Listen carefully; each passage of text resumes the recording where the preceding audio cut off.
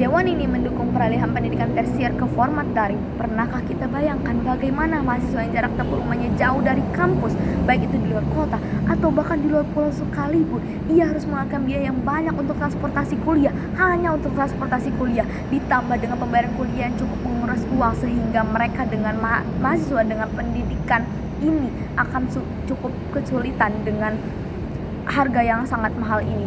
Kami dari tim pemerintah sangat setuju dengan peralihan pendidikan tersier ke format daring, dikarenakan ini dapat mengoptimalkan waktu jarak tempuh dan juga penggunaan dana selama menempuh pendidikan untuk mahasiswa, terutama untuk mahasiswa yang menengah. Saya akan menguraikan ini dalam 3 poin utama. Yang pertama adalah fleksibilitas waktu dan biaya. Kuliah daring memberikan fleksibilitas waktu bagi mahasiswa yang punya part-time, yaitu biasanya mereka mempunyai part-time di siang hari ataupun di malam hari ataupun di sore hari, sehingga mereka terkadang tidak dapat menjadwalkan mereka dengan baik dengan perkuliahan. Yang kemudian jika kita menggunakan pembelajaran daring, mereka akan bisa mengoptimalkan hal itu dan akan bisa menjadwalkan hal-hal tersebut secara terstruktur. Dan yang kemudian adalah tempat tinggal yang jauh untuk ditempuh. Biasanya mahasiswa ini adalah tempat tinggalnya sangat jauh untuk ditempuh di luar kota atau di luar pulau, sehingga hal ini juga dapat memungkinkan berkurangnya pendidikan dan penyampaian pendidikannya. Hal ini juga dapat mengoptimalkan biaya hidup dengan adanya pembelajaran daring. Yang kemudian ini adalah bukti-bukti dari tesis di atas, yaitu yang pertama adalah World Bank pada tahun 2021. Mahasiswa yang mengikuti kuliah daring rata-rata menghemat 3 hingga 5 jam per hari yang biasanya dihabiskan untuk perjalanan dari rumah ke kampus. Hal ini menyebabkan para mahasiswa terkadang tidak bisa belajar secara optimal karena dibatasi oleh waktu, sehingga mereka harus mengatur waktu tidur mereka kembali, sehingga mereka tidak bisa secara optimal untuk mendalami materi tersebut yang diberi oleh dosen. Kedua adalah data dari Badan Pusat Statistik, yaitu BPS dan Kemendikbudristek, yang menunjukkan rata-rata biaya transportasi dan akomodasi mahasiswa yang di kota besar seperti Jakarta, Bandung, dan Surabaya mencapai 1,5 juta hingga 3 jutanya per bulan. Hal ini disebabkan oleh karena mahasiswa dari luar kota ingin sekali masuk kepada perkuliahan tinggi di daerah Jakarta, Bandung, Surabaya, dan kota-kota besar lainnya karena mereka mempunyai universitas yang namanya sangat tinggi. Kemudian juga pendidikan yang sangat bagus. Tetapi bagi mahasiswa yang mempunyai ekonomi menengah ini akan kesulitan dengan hal ini, dikarenakan biaya transportasi yang tidaklah mudah dan biaya pendidikan pun juga. Yang kedua adalah pendidikan yang merata. Pendidikan tersier secara daring menunjukkan mahasiswa yang rumahnya jauh tetap bisa mendapat materi yang sama dengan yang lainnya. Hal ini biasanya terjadi dikarenakan mahasiswa yang rumahnya jauh terlambat masuk ke kelas, sehingga ketika ia masuk ke kelas pembelajarannya sudah berbeda dan mungkin penjelasan dari beberapa dosen dan juga beberapa temannya akan berbeda dengan penjelasan dosen yang sebenarnya. Yang kemudian ini juga dibuktikan oleh data pada Universitas Terbuka pada tahun 2023. Lebih dari 400.000 mahasiswa aktif telah berasal dari seluruh Indonesia, termasuk wilayah 3T, tertinggal, terdepan, dan terluar. Kenapa hal ini menjadi fokus kita saat ini? Dikarenakan pendidikan di Indonesia ini belum merata, sehingga kita akan memperhatikan wilayah 3T terlebih dahulu.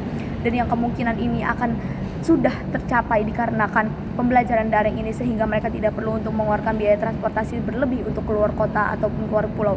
Semua mahasiswa dapat mengakses modul dan video pembelajaran yang sama melalui sistem digital walaupun mereka secara jauh. Yang kemudian adalah yang ketiga, meningkatkan literasi digital. Pendidikan secara daring menuntut para dosen dan mahasiswa dan berbagai staf yang lainnya untuk menggunakan teknologi yang ada saat ini dan menggunakan terupdate saat ini. Dan ini sangat memungkinkan untuk meningkatkan literasi digital dari dosen ataupun mahasiswanya. Menurut data dari Kemendikbudristek pada tahun 2022, lebih dari 75% dosen di Indonesia dilaporkan mulai aktif menggunakan teknologi digital dalam proses pengajar dan juga literasi digital. Mahasiswa juga meningkat. Hal ini biasanya dikarenakan khususnya penggunaan aplikasi cloud, platform diskusi daring, dan juga keterampilan mencari sumber akademik digital.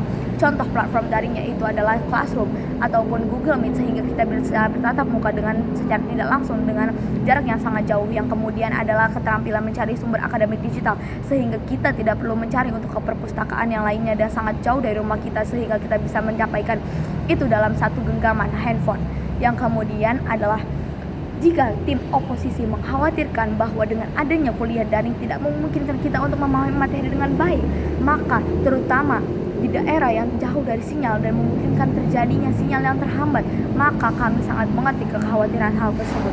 Namun pada kenyataannya, menurut data Kementerian Komunikasi dan Informatika, yaitu Kominfo pada tahun 2024, Lebih dari 83% desa di Indonesia telah mendapatkan akses jaringan 4G dan program Bakti Kominfo yang menargetkan 100% konektivitas desa pada tahun 2025. Sehingga pada tahun ini maka bisa digunakan untuk pembelajaran daring selanjutnya.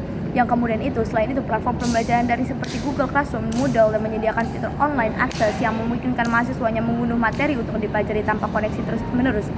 Serta mahasiswa juga menyelesaikan waktu perkuliahan mereka dapat dari luar daerah, sehingga jaringan tidak bisa dijadikan alasan utama mengapa tim oposisi tidak setuju dengan penggunaan pembelajaran daring.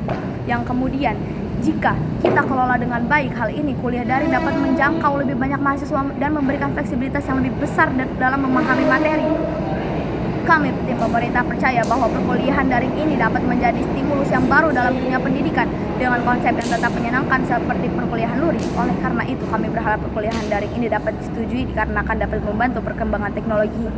Bayangkan jika mahasiswa di pelosok bisa kuliah di kampus impian tanpa harus pindah kota dan harus menggunakan akomodasi yang berlebih. Dengan penggunaan pembelajaran daring, kesempatan belajar lebih merata.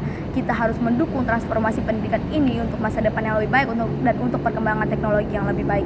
Maka saya dari tim pemerintah, terima kasih.